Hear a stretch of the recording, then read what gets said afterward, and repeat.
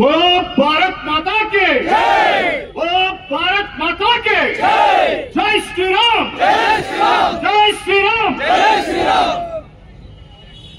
ಈ ಒಂದು ಬಾಂಗ್ಲಾದೇಶದಲ್ಲಿ ನಮ್ಮ ಹಿಂದೂಗಳಿಗೆ ಏನು ದೌರ್ಜನ್ಯ ಮಾಡ್ತಾ ಇದೆ ಬಾಂಗ್ಲಾದೇಶದ ಒಂದು ಸರ್ಕಾರ, ಆ ಸರ್ಕಾರದ ವಿರುದ್ಧವಾಗಿ ಈ ಪ್ರತಿಭಟನೆಯಲ್ಲಿ ಭಾಗವಹಿಸಿರುವಂತಹ ಎಲ್ಲಾ ಸಂಘಟನೆಗಳಿಗೆ ಕೃತಜ್ಞತೆಯನ್ನು ಸಲ್ಲಿಸುತ್ತಾ, ಬಂಧುಗಳೇ, ಇವತ್ತಿನ ದಿನ ಆ ಬಾಂಗ್ಲಾದೇಶವನ್ನು ಒಂದು ಬಾಂಗ್ಲಾದೇಶ ಅಂತ ಏನಾದರೂ ಹುಟ್ಟಿಸಿದ್ರೆ ಅದು ಭಾರತ ದೇಶ ಅಂತ ಹೇಳಕ್ ಇಷ್ಟಪಡ್ತೀನಿ. ಇವತ್ತಿನ ಬಂಧುಗಳೇ, ಇವತ್ತು ನಾವು ಇತಿಹಾಸ ನೋಡಿದಾಗೆ ನಾವು ಅವತ್ತಿನ ದಿನ ಪೃಥ್ವಿರಾಜ್ ಚವ್ಹಾಣ್ ಅವರು ಅವತ್ತು ಆ ಮೊಹಮ್ಮದ್ ಗೋರಿ, ನಾವು ಸರಿಯಾಗಿ ತಿಳ್ಕೋಬೇಕು ಇತಿಹಾಸದಲ್ಲಿ, ಮೊಹಮ್ಮದ್ ಗೋರಿನ ಅವತ್ತೇನಾದ್ರು ಪೃಥ್ವಿರಾಜ್ ಚವ್ಹಾಣ್ ಮಹಾರಾಜರು ಅವನಿಗೆ ಕ್ಷಮೆ ಕೊಡದನೆ ಅವನ ಶಿರಚ್ಛೇದನ ಮಾಡಿದ್ರೆ ಈ ದೇಶಕ್ಕೆ ಯಾವುದೇ ಒಂದು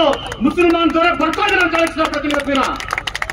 ನಮ್ಮ ದೇಶದ ರಾಜರು, ನಮ್ಮ ದೇಶ ಆ ಒಂದು ಪೃಥ್ವಿರಾಜ್ ಚವ್ಹಾಣ್ ಅವರು ಆ ಒಂದು ಆದೇಶದಿಂದ ಆ ಮೊಹಮ್ಮದ್ ಗೋರಿ ವಾಪಸ್ ಹೋಗಿ ಮತ್ತೆ ಬಂದು ನಮ್ಮದೇ ದೇಶದ ರಾಜನ ಜೊತೆ ಸೇರ್ಕೊಂಡು ಆ ಒಂದು ನಾವು ಯುದ್ಧ ಗೆದ್ದ ಮೇಲೆ ಈ ಒಂದು ದೇಶದಲ್ಲಿ ಮುಸಲ್ಮಾನ್ ಆಡಳಿತ ಶುರುವಾಗುತ್ತೆ. ಅವತ್ತು ಆ ಮೊಹಮ್ಮದ್ ಗೋರಿನ ಏನಾದ್ರೂ ನಮ್ಮ ಮತ್ತೆ ಯಾಕೆ ಹೇಳ್ತೇನೆ ಅಂದ್ರೆ, ಇತಿಹಾಸದಲ್ಲಿ ನಮ್ಮ ನಾಯಕರು, ನಮ್ಮ ರಾಜರುಗಳು ಏನ್ ನಿರ್ಧಾರ ತೆಗೆದುಕೊಳ್ತಾರೆ ಆ ಒಂದು ನಿರ್ಧಾರದಿಂದ ಇವತ್ತು ನಾವು ಕಷ್ಟಗಳನ್ನು ಅನುಭವಿಸ್ತಾ ಇದೀವಿ. ಅವತ್ತೇನಾದ್ರೂ ಆ ಮೊಹಮ್ಮದ್ ಗೋರಿ ಶಿರಚ್ಛೇದನ ಆಗಿದ್ರೆ ಯಾವ ಒಂದು ಮೊಘಲರಾಗ್ಲಿ, ಟರ್ಕಿಯರಾಗ್ಲಿ, ಇನ್ನ ಯಾರಾಗ್ಲಿ ಈ ದೇಶಕ್ಕೆ ಬರ್ತಾ ಇರಲಿಲ್ಲ. ಹಾಗಾಗಿ ಬಂಧುಗಳೇ, ಈ ಒಂದು ಇಸ್ಕಾನ್ ಅನ್ನ ಒಂದು ಮಹಾ ಗೌರವಾನ್ವಿತ ಸಂಸ್ಥೆ ಅವತ್ತು ಬಾಂಗ್ಲಾದೇಶ ಹುಟ್ಟಿದಾಗ ತಿನ್ನಕ ಅನ್ನ ಇರಲಿಲ್ಲ.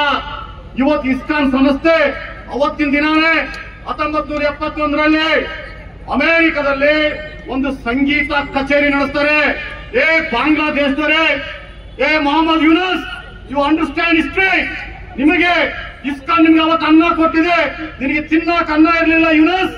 ಇವತ್ತು ನಿಮಗೆ ಅಂತ ಒಂದು ಮಹಾ ಸಂಸ್ಥೆ ಇಸ್ಕಾನ್ ಸಂಸ್ಥೆ ನ್ಯೂಯಾರ್ಕ್ ಸಿಟಿಯಲ್ಲಿ ಅಮೆರಿಕದಲ್ಲಿ ಒಂದು ಸಂಗೀತ ಕಚೇರಿ ನಡೆಸಿ ನಿಮಗೆ $2,000 ಅನ್ನು ನಿಮಗೆ ಅನ್ನಕ್ಕಾಗಿ ದಾನ ಕೊಟ್ಟ ಸಂಸ್ಥೆ ಯಾವ್ದಿದ್ರೆ ಅದು ಇಸ್ಕಾನ್ ಸಂಸ್ಥೆ ಅಂತ ಹೇಳ್ತಾರೆ.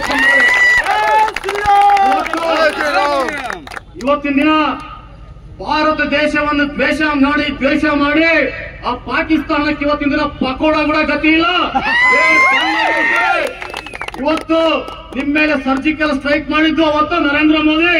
ಇವತ್ತಿನ ದಿನ ಆ ನರೇಂದ್ರ ಮೋದಿ ಜಿಯವರು ಸ್ವಲ್ಪ ಯಾಕೆ ಸುಮ್ಮನೆ ಇದಾರೆ ಅಂದ್ರೆ, ಸಿಂಹ ಬೇಟೆ ಆಡ್ಬೇಕಾದ್ರೆ ಒಂದ್ ಹೆಜ್ಜೆ ಹಿಂದಿ ಇರುತ್ತಂತೆ.